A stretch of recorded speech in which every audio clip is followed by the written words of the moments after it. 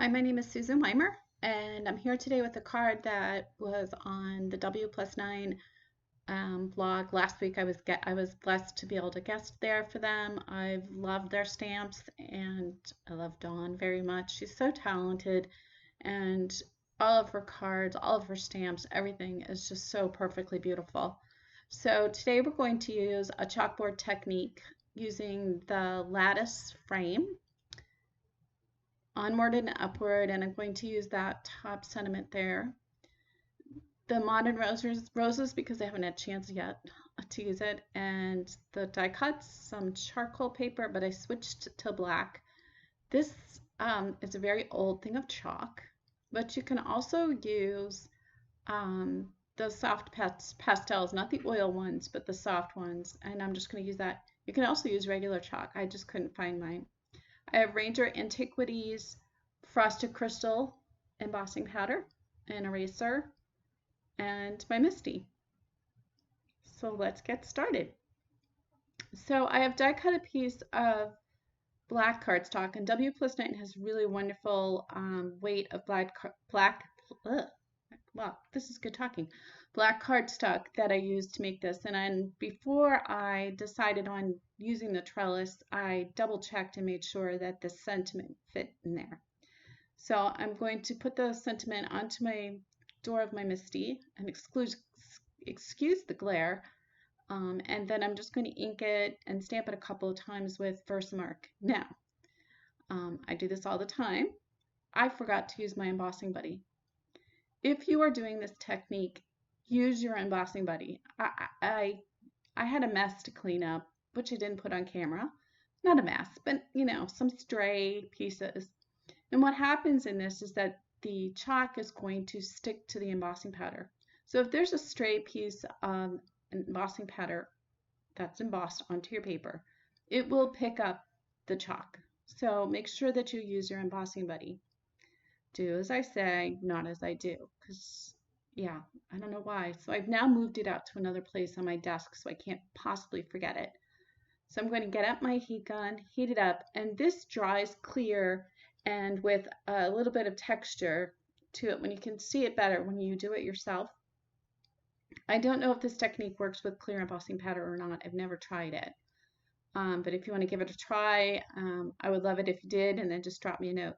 Then I'm going to take the soft pastel stick and just run it over the embossing powder, and you can see that the embossing powder picks up the chalks. So it's kind of like in a reverse emboss resist, basically. And then I'm just going to wipe off the excess, and I'm just going to put more chalk on it a couple times just to get enough on there. I have in the past used workable fixative or permanent fixative to fix the chalk in place. Is that the right word? To make it so it won't swipe off. But anyway, what happens is that it almost flattens the whole thing down. So it just doesn't look the same anymore. I might as well have just heat embossed it. And you lose that white chalkboard dusty look in the background. So I'm just going to clean up the edges so that my lattice is clean. Just a little brush there.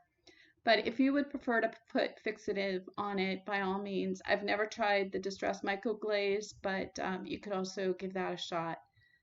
This is just usually the way I do it, and the recipient gets what I give them. Yeah, I'm bad. So that's what it looks like when it's done, and it's just a fun technique. It's something different. So now I have a piece of Neenah Solar White 80-pound super smooth cardstock that I'm going to stamp my florals with. And what I did was I stamped, gosh, almost everything out.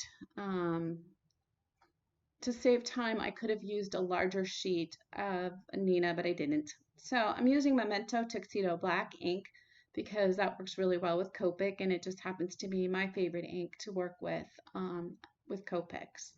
And excuse any noise in the background, my husband just came home and I didn't expect him that early.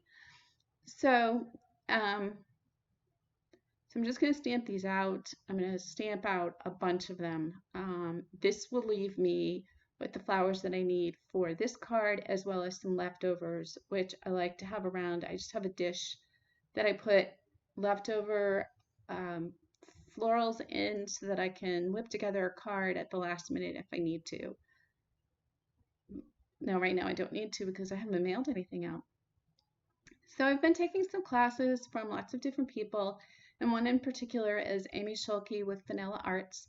And one of the last classes we worked on using complementary colors to desaturate color in your shadows. So a complementary color is a color that's across from the color that you're using on the color wheel. So the complement of red, which is pink, well, pink's not really red, but anyway, is green. Just work with me here.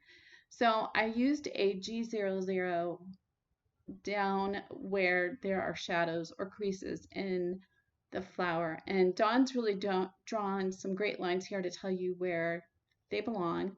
And then also by looking at which petal is going to hide underneath another, also tells you where the shadows go. So instead of just using a darker version of the same color, you're using a more desaturated version. So that is a more grayer, muted tone. And that's what you want in the shadows, if you look at shadows out in real life.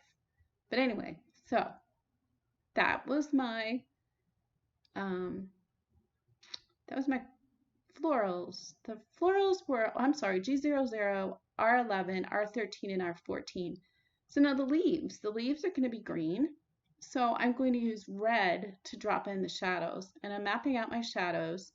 Dawn has an excellent set of videos on using Copic markers on her modern anemones, and I highly suggest going and following that. It is that series and the no line watercoloring one are just so my favorites. I've watched them over and over and over again.